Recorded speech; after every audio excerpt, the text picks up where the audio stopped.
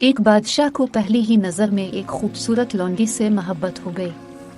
कदीम ज़माने में एक बादशाह था। वो शिकार पर निकला था जब उसने एक खूबसूरत लौंडी को देखा। बादशाह को पहली नज़र में ही इससे प्यार हो गया तो उसने लौंडी को खरीद लिया। अचानक लौंडी बीमार पड़ गई। लौंडी के इलाज के लिए डॉक्टरों को बुलाया गया। डॉक्टरों ने कहा कि हमारे पास हर बीमारी का इलाज है, लेकिन वो इंशाअल्लाह कहना नहीं चाहते थे। लिहाजा अल्लाह ताला को उनका ये रवैया पसंद नहीं आया और अल्लाह ताला ने उन्हें अपनी शिफायाबी से महरूम कर दिया, इसलिए उन्हें उनके इलाज से कुछ हासिल ना हुआ। बादशाह की तबीयत भी खराब हो गई, जबकि लौंडी भी बीमारी की वजह से वजन कम करने लगी। मुआलिजीन इलाज से माजूर हो गए। ये जानकर बादशाह मस्जिद की तरफ मुतवज्जे हुआ और खुदा के हुजूर सजदा रेज हो गया और उसकी हम्दो सना बयान करने लगा और रू रू कर दुआ करने लगा।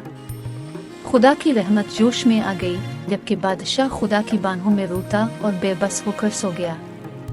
ख्वाब में इसे बताया गया कि एक अजनबी आएगा और लौंडी को शिफा देगा और खुदा के फजल से इसका इलाज जादुई होगा।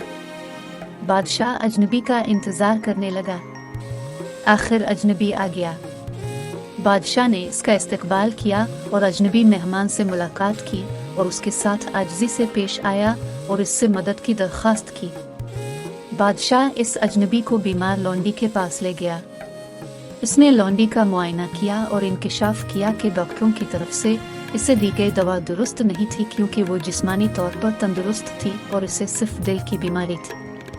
लौंडी की बीमारी से वाकिफ होने के बाद अजनबी ने बादशाह से कहा कि वो इस लौंडी से तन्हाई में बात करना चाहता है। अजनबी ने इससे पूछा कि इसका ताल्लुक किस शहर से है, इसके रिश्तेदारों के बारे में पूछा और इससे तरह तरह के सवालात करते रहे। दरअसल वो जानना चाहता था कि इस लौंडी को किससे मोहब्बत हुई है। लौंडी से अजनबी की गुफ्तगू के दौरान किसी वक्त समरकंद शहर का जिक्र हुआ।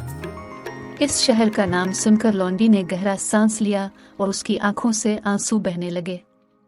इसने अपनी कहानी सुनाई कि इस शहर के एक सौदागर ने मुझे एक अमीर सुनार को बेच दिया, जिसने मुझे 6 माह तक अपने पास रखने के बाद दोबारा बेच दिया। बहस करते करते गुलाम का चेहरा जर्द पड़ गया।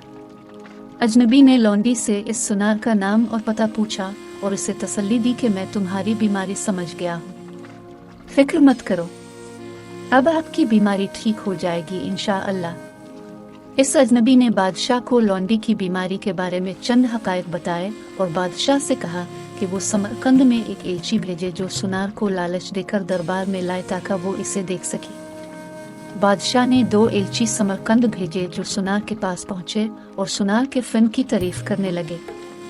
एलची ने इसे कुछ इनामात, सोने और चांदी की पेशकश की और इसे अपने साथ जाने को कहा।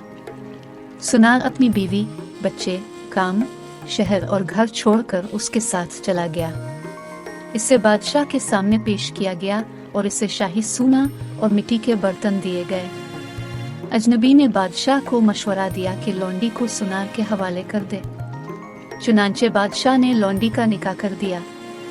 इस दौरान अजनबी ने सुनार के लिए एक शरबत तैयार किया, जिसे 6 माह तक इस्तेमाल करने के बाद इसका जिस्म न सिर्फ कमजोर बल्कि बदसूरत हो गया और रंग जर्द पड़ गया। इसका हसन खत्म हो चुका था।